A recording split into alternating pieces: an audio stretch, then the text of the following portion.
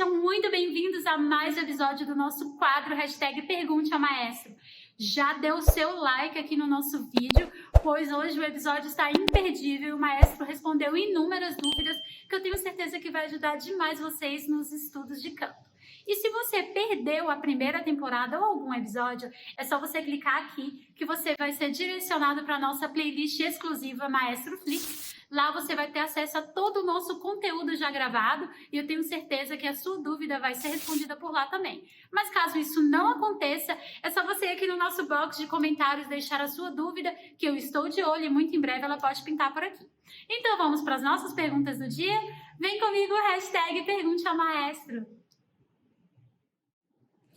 Maestro, como faz para virar seu aluno online? Como faz para virar meu aluno online? Tão simples. Você entra em contato com a nossa equipe. Eu vou pedir pro Alan colocar aqui o WhatsApp do estúdio. Você entra em contato com a nossa equipe, agenda a sua avaliação e faz aula online. Eu estou dando aula no mundo inteiro. E é uma aula que funciona super bem. Tem alunos que eu estou dando aula que eu nunca os vi, realmente. Né? Estão fora e eu nunca os vi. E funciona super bem. Eu tinha um pouco de preconceito, mas agora não tenho mais. Com a pandemia, a gente teve que se reinventar e aprender. Então, é muito simples. Agora, você precisa entrar em contato para agendar, porque tem uma lista de espera. Então, às vezes, você demora um pouquinho, né, para você conseguir sua aulinha. Então, você tem que entrar em contato, fazer sua avaliação e depois fazer o plano de quantas aulas você quer fazer, porque às vezes eu dou aula para alunos que fazem semanal, quando eles estão com algum trabalho, por exemplo, às vezes porque eu não costumo dar aula semanal, porque senão não consigo atender muita gente, né? Se eu tivesse todos os meus alunos semanais, eu não ia conseguir atender ninguém. Então, eu não dou aula semanal, só quando eles estão realmente com algum trabalho, algum projeto, precisam de aula semanal. Mas normalmente eu dou a aula que mais funciona é o nosso pacote de 15 dias. De 15 em 15 ele faz aula, a gente tem também de 1 mês e às vezes as pessoas preferem ter mais tempo para estudar e fazem de 2 em 2 meses. Então, e aí o Fábio e a Sami conseguem controlar essa engrenagem para que todo mundo fique com seu horário fixo de mês em mês ou de 15 em 15 dias, para que eu possa atender o máximo de pessoas possíveis. Tá bom? É super simples. Marconi, olá, tudo bem? Uma questão. Tu já teve algum aluno que pensava que era barítono, mas era, na real, um tenor? Existem esses casos? Milhões de barítonos que eram tenores. Isso aí é super normal, a pessoa não está acessando o seu registro agudo. O que você está olhando para mim, Fábio? Dá para parar só um minutinho? O quê? Eu precisava que você autografasse 3 livros que vão para a França e a FedEx vai passar daqui 15 minutos para buscar. No meio da gravação? No meio gente? da gravação, é rapidaço. Tá bom. Vai para onde? Para a França. Tá bom. Só um pouquinho, gente.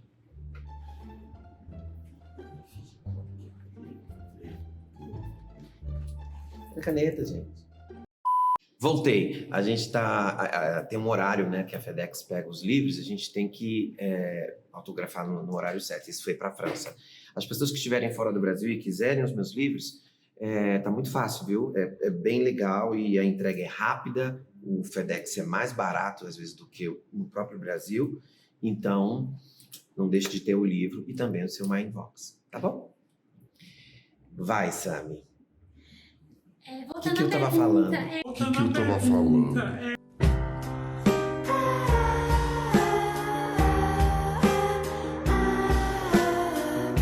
Era sobre um aluno que era barítono, mas sim. achava que era tenor. Então, mas isso acontece muito, assim como mezzo-sopranos que viram sopranos.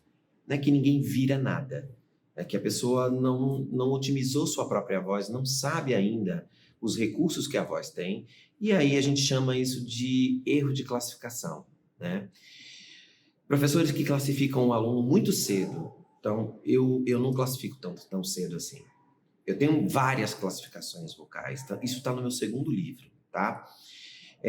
Eu falo sobre FAR vocal e eu tenho vários níveis de classificação vocal. Então, quando o aluno chega, eu faço uma primeira. É agudo ou é grave?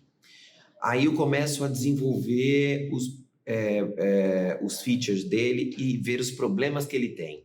Quais são os problemas que ele tem? São problemas característicos de que FAR. Daí eu dou um repertório, por exemplo, se é lírico, né? Porque FAR a gente só usa para lírico, a gente não usa para belting. Então, começa a dar antiga, vejo como a voz funciona. Então, já decidi que ele é agudo ou grave, ou mais grave, dou uma área antiga de acordo com isso. Daí, mais para frente, começo a dar... Eu opto por óperas barrocas sem muita coloratura, com um pouco de agilidade, para ver como funciona. Experimento papéis que sejam papéis que não tenham muitos agudos nem muitos graves, etc, etc. Daí vai indo, sabe? E aí chega um ponto que ele vai para alto bel canto, depois ele vai para Mozart, depois ele vai... E assim a gente vai direcionando e descobrindo, olha, você pode ser um soprano dramático, você pode ser um soprano ligeiro, ou você pode ser um tenor lírico. Isso não se faz de uma hora para outra. O que os professores de canto precisam entender é que você precisa otimizar a voz para classificar uma voz. Você precisa saber toda a potência dela. Agora, quando você entra num coral, as pessoas te colocam no tenor ou no barítono de acordo com as notas que você tem naquele momento. Essa classificação vocal não é uma classificação vocal, é uma classificação funcional. Você está na função de tenor da harmonia. Soprano, contralto, tenor e baixo. Você está na função. Então, os contraltos do ensemble, por exemplo, a grande maioria dos contraltos do ensemble são sopranos. Então, nem mezzo-sopranos, entendeu? Então, por quê? Porque elas têm acesso aos graves e eu preciso ter contraltos. Então, tenho muitos sopranos. Apesar de que o ensemble não é muito assim, sabia? Porque eu não tenho sopranos muito agudos agora nessa nova leva. A gente está com sopranos bem robustos, que eu gosto. Eu particularmente gosto, porque quando a gente faz legit fica incrível.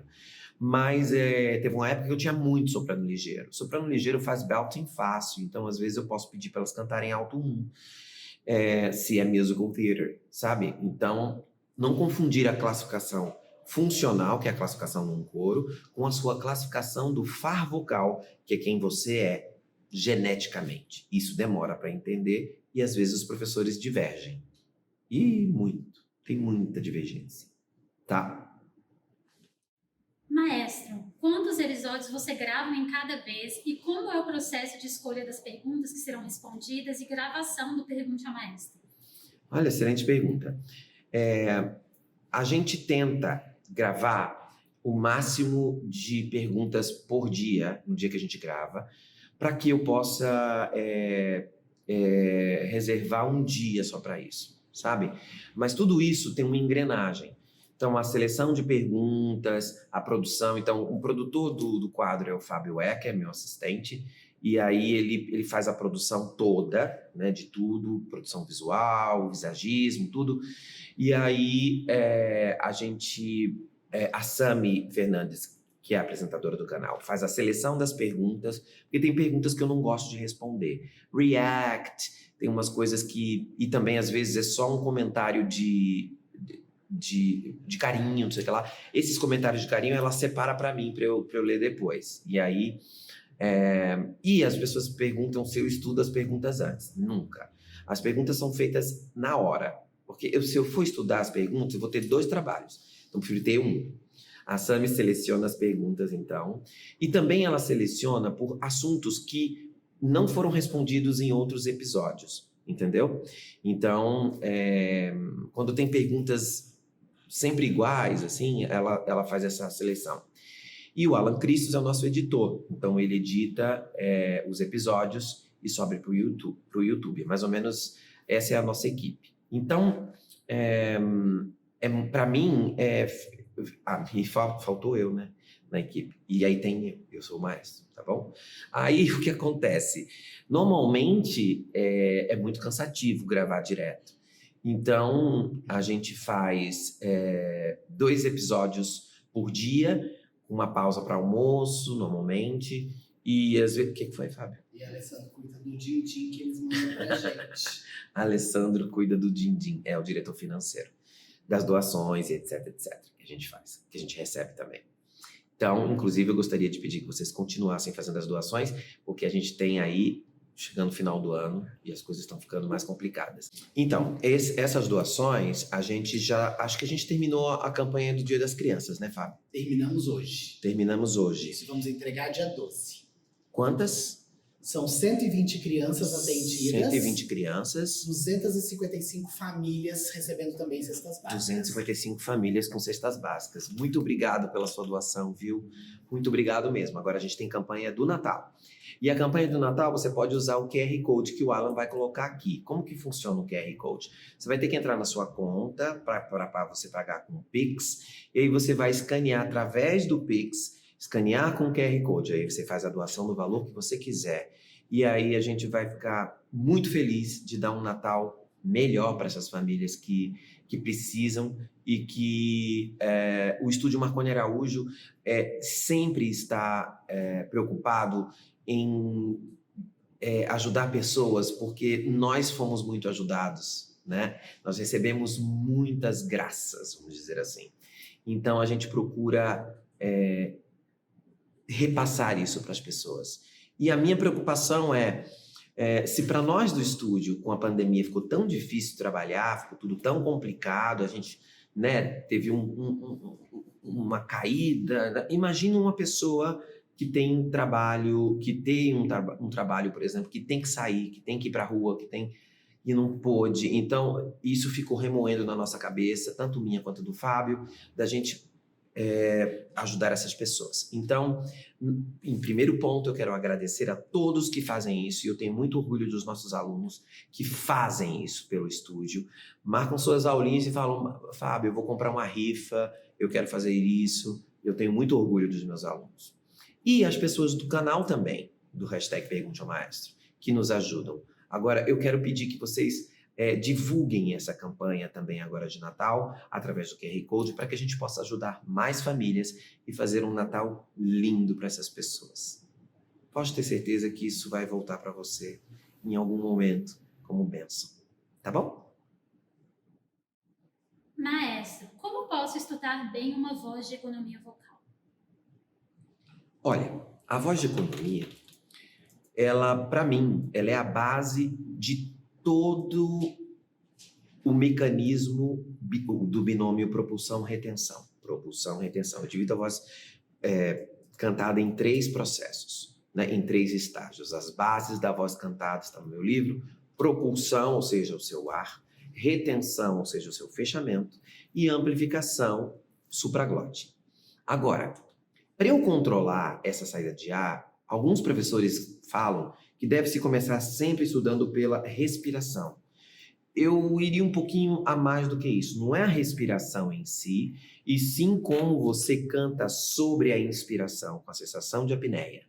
Então, por quê? Se você não tiver um bom fechamento, não adianta estudar respiração. Seu ar vai todo embora. Então, você precisa aprender a equilibrar o fechamento com o seu suporte. Então, as duas coisas são estudadas juntas. Para isso, eu uso a voz de economia vocal. O que é básico para isso? A menor fonação que eu fizer com a postura do apoio, vamos supor que o aluno já sabe a postura do apoio. Ombros relaxados, externo alto, costelas abertas, ele já está incrível nisso. E ele já tem uma laringe um pouquinho mais abaixada naturalmente pelo processo de escurecimento dessa voz. Ele vai cantar com essa isometria do esternotireoide, por exemplo. Ele vai falar com essa isometria. Se o aluno já tem isso, eu mando ele ficar na menor fonação possível, que seria essa, um pouquinho mais escura. Só que para você escutar bem isso, aí o ideal é que você tivesse um Mindvox. Porque você coloca o Mindvox e você vai escutar. Se não está soproso, janeiro, fevereiro. Se não está retido, na tentativa de fazer uma apneia, eu retenho, janeiro, fevereiro, que não é bom. Ou se realmente existe um fechamento isocrônico. Janeiro, fevereiro. Certo? Então, eu acho que quando você coloca o Mindvox, você consegue ter uma percepção melhor desses 3 fechamentos. Tá? Vamos chamar desses 3 tipos de fechamento. Então você vai ficar muito mais tempo fazendo janeiro, fevereiro, março, abril, maio, junho, julho, agosto.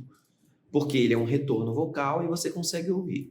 Se de repente abre um mês assim, ó.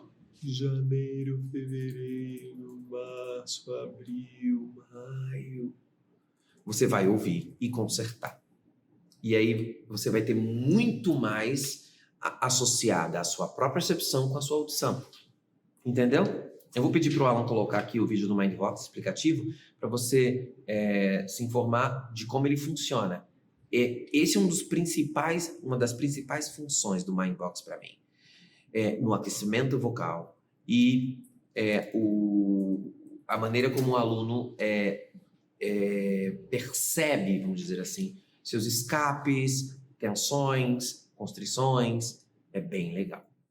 O Mindvox é um acessório especialmente desenvolvido para facilitar a vida do cantor e também a reabilitação e a habilitação vocal. Ele funciona como um retorno ou um monitor individual acústico e auxilia o usuário no processo de treinamento técnico vocal. O acessório faz com que a voz retorne imediatamente aos ouvidos, no mesmo instante que é produzida, enriquecendo as possibilidades de expressão e interpretação vocal. O Mindvox pode ser utilizado tanto para cantores quanto por pacientes fonoaudiológicos no seu processo de reeducação vocal. Para mais informações, acesse o nosso site e nos acompanhe no Instagram. Mindvox, o controle definitivo da sua voz.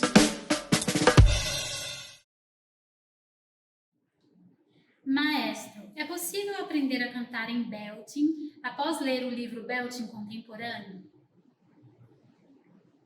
Uma pergunta difícil de responder. Porque às vezes você já faz belting e não sabe, né? Então, às vezes você, lendo o livro, você consegue entender melhor o que você já faz. Agora, se você nunca fez belting e não sabe como é, eu sugiro que você, após ler o livro, faça pelo menos uma aula com um professor capacitado, porque no livro não tem vocalizes, o livro não tem callings, né? Não tem nada gravado, não tem, sabe... arquivos sonoros, então acho um pouco difícil que você consiga sozinho. E eu sempre falo isso, às vezes uma aula, 2 aulas com um professor capacitado, você já entende a base e você estuda e relê o livro, faz tudo bonitinho, e depois você volta quando você tiver mais dúvidas. Esse é o melhor processo. Não sei se lendo eu nunca quis escrever um livro que ensinasse a cantar. Eu nunca quis isso. Eu simplesmente queria registrar minha técnica num livro, para os professores capacitados nessa técnica terem um livro-texto para usar com seus alunos. Não sei se você já leu no livro, em vários locais do livro eu escrevo: um professor capacitado nessa técnica pode dar exemplo melhor. Eu sempre coloco isso, porque precisa haver uma avaliação de um professor. Ninguém lê um tratado e tenta fazer, sabe? É um pouco... perigoso, até porque, e até por esse motivo, eu não coloquei subregistros avançados no meu livro para que ninguém tentasse fazer. Os professores capacitados conhecem subregistros avançados quando fazem sua reciclagem, e eu ensino como trabalhar com seus alunos. Mas eu não coloco isso em lugar nenhum. São subregistros avançados que trabalham a extensão vocal, a parte mais aguda, a parte mais grave, sabe? Eu não quero que ninguém experimente, eu quero que as pessoas saibam fazer. Não tem experimentação, vou direto lá no ponto como fazer. Então, eu acho que respondi mais ou menos o que você perguntou. Então, uma aulinha, leia o livro, uma aulinha, 2, aí estuda, volta, e aí você consegue ter um aproveitamento muito rápido. Uma das características do belting contemporâneo é a velocidade de aprendizado. Os alunos aprendem muito rápido, por causa da nomenclatura, que todo mundo no início xingava, né? As pessoas falavam, Marconi inventa um monte de nome. E esses nomes, covered belting, pure belting, half belting, tudo isso dá muita velocidade pro método. Então, você sabe que área da faringe ampliar, que setor, né, de filtro você deve usar. Então, vai tudo muito mais rápido com essa nomenclatura. Então, é realmente interessante que você aprenda a parte teórica lendo o livro e você tenha a parte prática, pelo menos com algumas aulinhas. Tá bom? Olá, maestro. Eu vou ler 3 perguntas seguidas que são sobre o mesmo tema que você conhece muito bem, que é sobre contratenores. Então, vamos para a primeira pergunta. Olá, maestro. Primeiramente, adoro o seu canal e o seu conteúdo. Sempre aprendo bastante. Eu gostaria de saber, Existe contratenor belter? Vamos para a segunda pergunta. Maestro, você pode falar um pouco sobre contratenores no meio pop? Abraço. E vamos para a terceira pergunta, que é: Maestro, o senhor acha que o Ney Matogrosso seria um contratenor alto? Poderia falar um pouco sobre a voz dele? Desde já agradeço. Tá bom, tiro sim, ó. Ó, existe contratenor belter? Bom, eu sou um contratenor belter, eu faço belting. Então, da mesma forma que existem sopranos líricos que fazem carreira e são belters. São duas coisas completamente diferentes. O far vocal é para o lírico, não é? E o belting é uma técnica usada para a voz falada cantar. Então, são coisas diferentes, não é? Estilos diferentes. Agora, se você me perguntar se eu faço carreira como contratenor belter, não. Porque tem aí uma série de oposições musculares que não me permitem fazer duas carreiras, sabe? A não ser que eu fizesse como faz o Dimash, por exemplo, que usa o far lírico e a voz pop numa mesma música, com microfone, e ele só faz isso. Então, ele é um crossover que só faz isso e que não canta ópera, né? Então, ele tem uma voz operística, mas não faz uma carreira de ópera. Ele canta com microfone sempre. Então, não daria para fazer junto. Com relação a contratenores pop, eu acabei de citar o Dimash, ele usa uma voz de contratenor às vezes e de uma maneira pop. Eu já conheci contratenores pop que realmente usam a sua voz como um contralto, cantando música brasileira. É bem bonito, é bem interessante. Existe sim. Agora, eu posso considerar o Pablo Vittar um contratenor? Ele faz carreira pop. Aquela borda é tênue, tem fala, não é? Então, já temos aí uma resposta, não é? Que mais? O Ney Matogrosso, eu posso considerar... Você sabe que o Ney Matogrosso fez aula com o meu professor de canto? Ele fez aula com o Zwingli Faustini, lá em Brasília. Podemos considerar ele como contratenor alto? Acho que sim. Eu não costumo fazer react, então eu não conheço o Ney pessoalmente.